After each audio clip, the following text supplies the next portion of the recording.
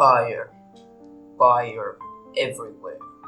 The council of men ran out of their home in the snow and saw fire. Across the sparkling sea, a fleet so big you could not see the moon. And from the ships, men, their cousins across the waves, approaching with murderous intent.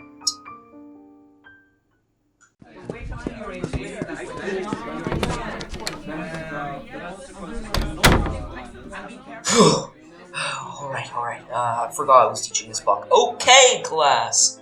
Welcome back. Last time we were, we were discussing southern Eivelande. Now, you'll be glad to know that this is our last class on ancient Eivelande before our exam, so pay attention. Today's class will be on the Eastern nations.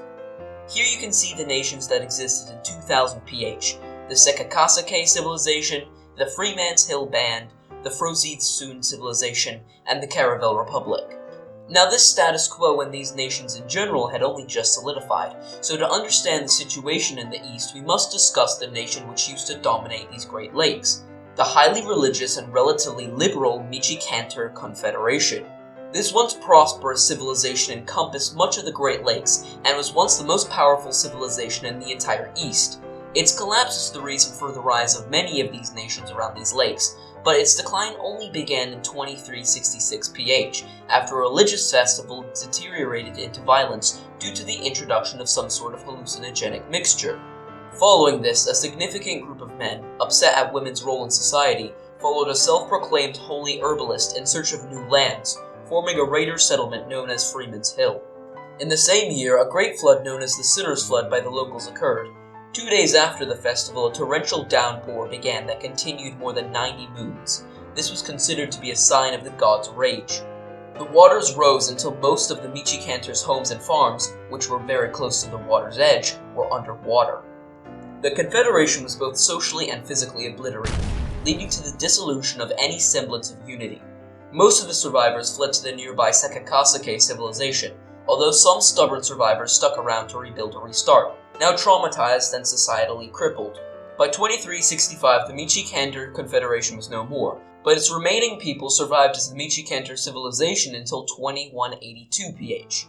Looking south, we find the aforementioned Seasa civilization, a markedly egalitarian society divided between fishers, farmers, and shamans. They worshipped twin gods of ambiguous gender, one deity of the sun and plant fertility, and another deity of fishing and the moon. As the winter began to break in the beginning of 2365 PH, refugees from the decimated Miji Canter Confederation began to seek new beginnings in the land of Seasa. Sharing egalitarian views and somewhat similar cultures, the Seasa eagerly welcomed the newcomers and helped them establish themselves. After a few generations of intermarriage and side-by-side worship, the religions eventually merged into one. Both the Miji Canter pantheon and the two gods of the Seasa were observed as divine powers of a new faith, Seasa Deltism. By around 2280 PH, the new syncretic faith was almost entirely dominant in the spiritual life of the Seasa civilization. According to local myth, the food stores of the Seasa town were obliterated, but instead of accepting the hunger, the people of the town worked together to find a solution to the coming hunger. This local story, or at least the true event behind it, was believed to be the creation of a societal structure in which each settlement elects a representative to attend a monthly meeting with representatives from all other settlements. The goal of these meetings was to organize trade, mitigating the impact of fire and other incidents. This institution was known as the Togethering. After more than a decade of cooperation through monthly togotherings, the settlements of the Seasa largely agreed that they were better off working together than independently. Cooperation was no longer limited to trade, but involved mutual aid and mutual defense, as well as the sharing of knowledge and expertise. Having banded together and developed robust forms of inter-settlement communication, raids by local isolated pillagers, and even those from the Freeman's Hill were repelled without much trouble. In 2279, though, the egalitarian nature of their culture inspired the settlements to form the Seasa Commonwealth. Within this organized confederation of settlements, wealth would be distributed to ensure that as few people suffered from lack of necessities, and there would be a basic code of law that applied within all of its territory. This cooperation led to a golden age that would last for several centuries, leading to territorial expansion and development. Next we move towards the east coast to find the Caravel Republic, formed after overthrowing the tyrannical Da'ar monarchy. It was governed by a senate representing the various prefectures, otherwise known as Ta'uls. The nation was ruled by both an elected and hereditary leader, known as a matrice. Their religion was based upon humor, and the four gods in their pantheon are representative of the different types of humor. They were a highly naval society, and around 2100 the Caravel Republic had one of its greatest leaders, Vanek the Peacemaker, who both guaranteed Caravel domination of the sea and brokered peace with the tribes outside of the former republic.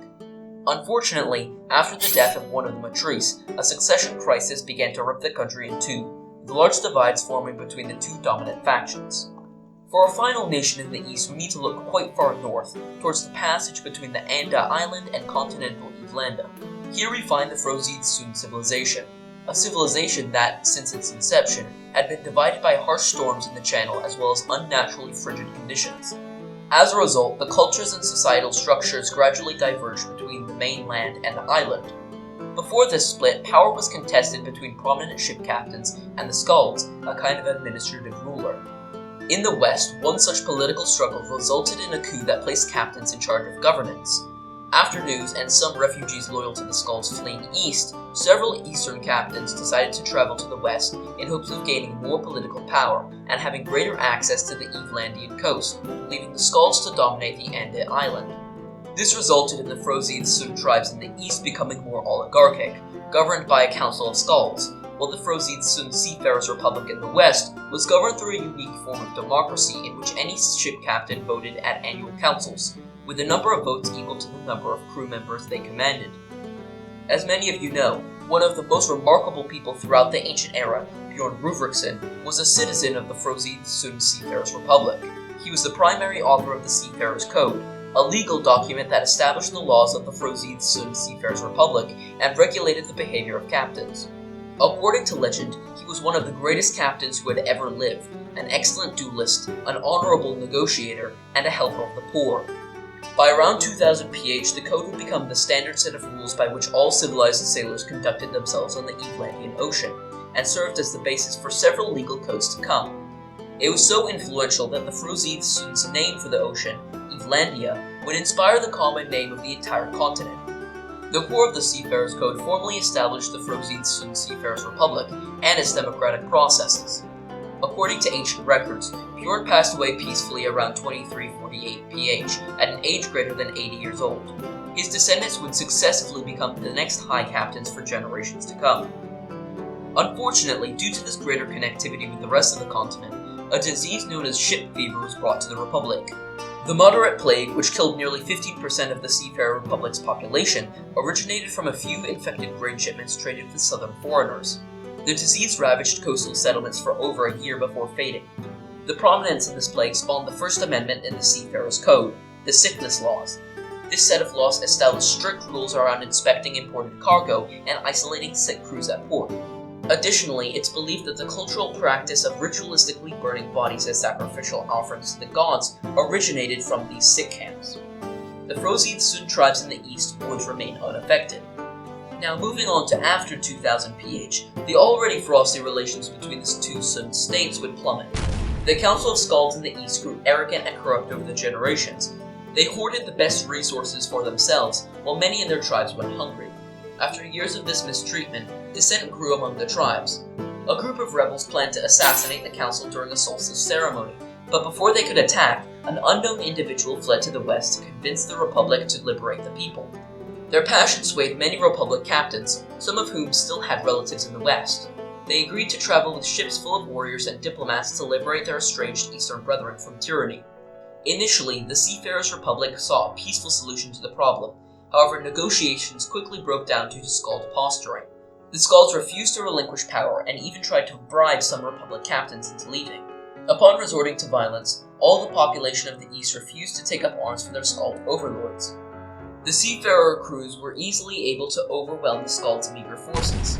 By nightfall, the Republic flag flew over the smoldering ruins. Most remaining Skalds bent the knee and relinquished authority, and the rest fled into the frozen wilderness. For the first time in centuries, the Froid Sun were united under a single banner. Looking back down south, the rest of eastern Eivelande became peaceful after around 2000 PH, with civilizations such as the Caravel Republic and Seasa Commonwealth experiencing times of economic growth and peaceful prosperity. This time, however, was also a time of major change. The Freeman's Hill Band, after revolting from the Miji Canters, managed to establish significant sway over the north, with more success just drawing in more and more men to join. At their peak, they had enough influence to even influence the Seasa. Unfortunately, under the strain of their horde-like nature, as well as internal conflicts due to rivalries, the Freeman's Hill Band would begin to splinter into other factions. These breakaways eventually came together in 1824 to form the peaceful but defensive Evanda Federation, named after the psychotropic concoction which was such a ubiquitous and influential force in their culture. The Evanda Federation became much more peaceful and sedentary, acting more like a proper civilization than the band which came before it. Freeman's Hill remained as the capital and served as a vibrant trading hub in the region, welcoming both civilized folk and raiders alike. If you thought that the Freeman's Hill Band were the only people to migrate away from the Miji Canter civilization, you'd be sorely incorrect. In the wake of the catastrophic last summer's day and the Great Flood that ravaged the Miji Canter's Confederation, a substantial group of refugees embarked on a grueling journey. This journey, spanning over 3 centuries, profoundly shaped their identity. Contemporary historians refer to these people as the Peruvians, named after the goddess in which they believed had guided them safely to their new home. Their trek ended in this plateau, a decision influenced by Akawiwa, a young woman of remarkable passion and eloquence. She persuaded the people that their nomadic era was over. Akawiwa argued that they had either appeased the gods' wrath over the generations, or had ventured far enough to escape their reach. Moreover, she introduced the concept of divine protection under Pharaohwana, the Wolf Queen, a deity which they began to revere during their odyssey. This goddess not only became the namesake of their society, but also a central figure in their worship practices. By 2000 PH, the Peruvians had established a network of settlements across what they called the Feru Plateau, laying the foundations for the Peruvian Federation. The new Peruvians were quite different from their Miji Canter ancestors. Prowess in hunting and combat became highly respected, and they developed combat tactics that resembled the pack tactics of feral alpha predators. The historical events that led to their exodus instilled values of temperance and meritocratic egalitarianism within the society. The Peruvians remained separate tribes, with their own settlements and minute differences found in their subcultures. When they settled on the plateau, however, Akawiwa argued for and ultimately established an organized federation in the place of the confederated structure that had barely held together since they fled. She proclaimed herself as a figurehead, the Nanish, meaning guide or leader, but usually translated as pathfinder. This claim went uncontested due to her pivotal role in organizing their settlement. Other than a few strange records referencing some sort of fantastical disease known as the drowning disease, which supposedly compelled infected to drown themselves in a nearby lake, no other significant events happened towards the Peruvians. This myth of the drowning disease is hypothesized to be the origin of the Peruvian tradition of only considering water sources to be safe if they've been drunk by domesticated wolves. With that, this is how we leave Eivelande after the ancient era. I hope you enjoyed this video. Remember to subscribe to be notified when a new History 2 video comes out. Also remember to like and comment for more content like this. I have some other videos which I think you'll like, one of which is on the screen now. Stay crazy!